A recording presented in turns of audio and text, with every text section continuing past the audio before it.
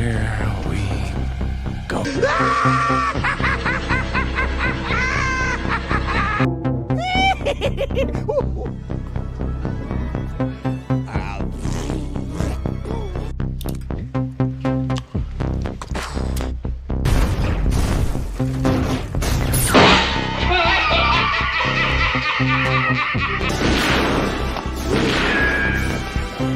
Is like gravity. All it takes is a little push.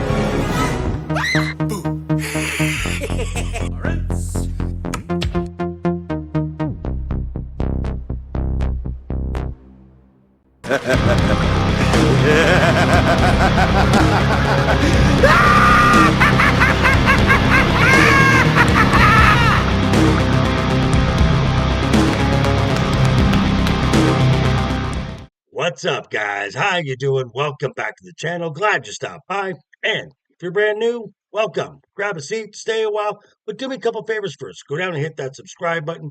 Go next door, ring that bell. Make sure it says all so you know when the next video pops up. Hit that like button. Before you head out, drop a comment. And if you're of the over 700 regulars here, welcome back for another round.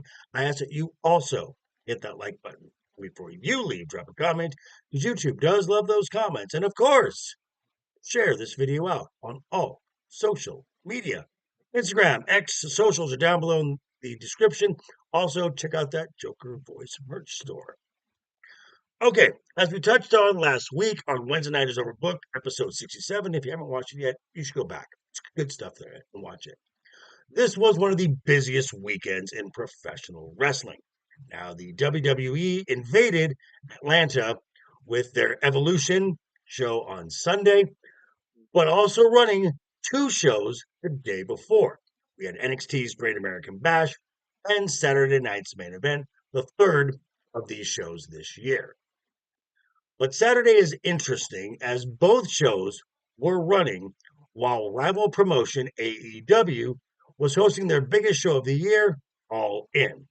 WWE obviously putting two shows at the same time in an attempt to draw eyes away from the competition. It's a bold strategy, Cotton. Let's see if it pays off for them. Whether this worked or not, time will tell, and a discussion for another time. But I want to go over the two shows from Saturday from the WWE, and we're going to start with the first show on Saturday. That is NXT's Great American Bash. Now, the show started off with a match between JeVonn Evans versus Jasper Troy, who was the winner of Season 1 of LFG. We have a contrast in styles with the high-flying JeVonn Evans and the brawling power of Jasper Troy. Both of these were on display in full. These guys put on a pretty good match, I'm not going to lie. Now, JeVonn did get the win with actually a surprise roll-up. And this is not over between these two by a long shot. We then had, for the Women's North American Championship, Sol Ruca put her title on the line versus Izzy Dame. Sol has been a busy gal of late, as the previous night she was on SmackDown in a fatal four-way match, and she is just really, really, really good. But not to be outdone, Izzy Dame probably gave one of the best performances she's ever given up until this time. But a great performance wasn't enough, because all it takes is one soul snatcher, and still the NXT North American Women's Champion, Sol Ruca. That's very impressive. Now, next was the Men's North American Championship. That title was on the line between champion Ethan Page versus Ricky Saints in a Falls Count Anywhere match. This is basically a hardcore match. No rules, no disqualifications, no countouts, and the pinfall does not have to happen in the ring. It can happen anywhere in the entire arena.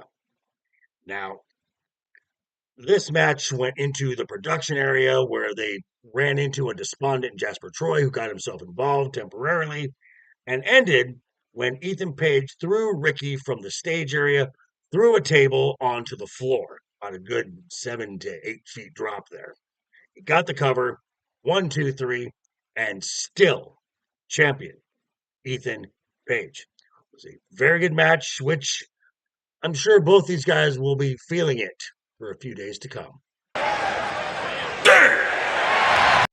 We then had a contract signing for the upcoming TNA Slammiversary for the TNA World Championship with Joe Hendry, Mike Santana, and the TNA World Champion from NXT, Trick Williams. And this was a basic promo segment ending with Joe Hendry and Mike Santana putting Trick Williams to a table. Nothing really exciting here. But next, we had for the NXT Championship, Arula Obafemi defends his title against Yoshiki Inamura from Japan Noah. Now, Inamura's sumo style gave the champion some issues early on, but even outside interference from Josh Briggs wasn't enough as Inamura fell from grace and still NXT champion and ruler of NXT, Oba Femi. It's so badass. And in the main event, we had 2/3 of Fatal Influence, Fallon Henley, and the NXT Women's Champion, JC Jane, versus Jordan Grace, and making her WWE in-ring debut, Glamour Blake Monroe.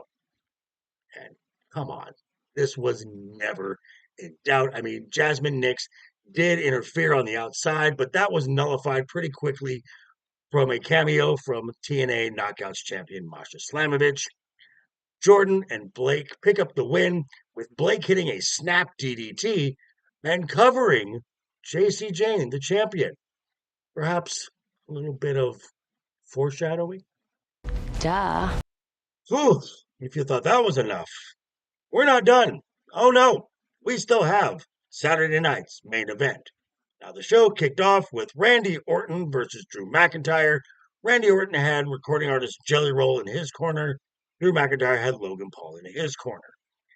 And this was less of a match, but more of an angle, which was setting up a tag team match with the four of these guys at SummerSlam.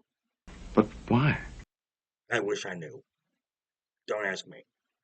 Next, we had the family drama that is the ever-evolving Bloodline story. This was for the United States Championship with the current champion, Solo Sikoa, versus his real-life big brother, Jimmy Uso. Solo's crew, the MFTs, JC Mateo, Tangaloa, and Talatonga, of course, they got involved, helping Solo retain the title and went for a post-match beatdown and would have gotten a lot more damage done if not for the return of the Samoan werewolf. Jacob fought too. Now we're talking. Next, LA Knight took on Mr. Money in the Bank, Seth Rollins, in a bit of a grudge match, which just really should signify that LA Knight is on his way to Monday Night Raw. Now, this was an odd ending as Rollins apparently tweaked his knee. Instead of stopping the match, kept the match going. LA Knight hits the BFT for the 1-2-3 victory. Well, that's interesting. Finally, for the main event and for the World Heavyweight Championship, the Ring General Gunther versus WWE Hall of Famer Goldberg. This match went way too long, but it ended as it should have, with Gunther slapping on the sleeper hold. Goldberg passes out. Gunther retains the title, and Goldberg is now officially retired. All in all, this show was very meh. But that's just an overview and some of my thoughts of what the WWE did on Saturday. I want to thank everyone who tuned in on Sunday, with myself and Left Eye Ego doing a live recap of the Evolution Premium live event. But make sure you tune in 6 p.m. Pacific time, this channel, as me and the guys will be talking about some of this and a whole lot more. Of course, I'm talking about Wednesday night is over. Well, yeah.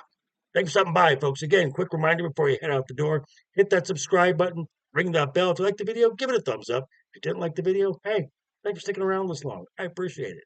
Now, we'll see you folks all very soon. Hope you had a great weekend. Have a wonderful week ahead of you. Always have fun. Keep talking. Keep smiling. Until next time.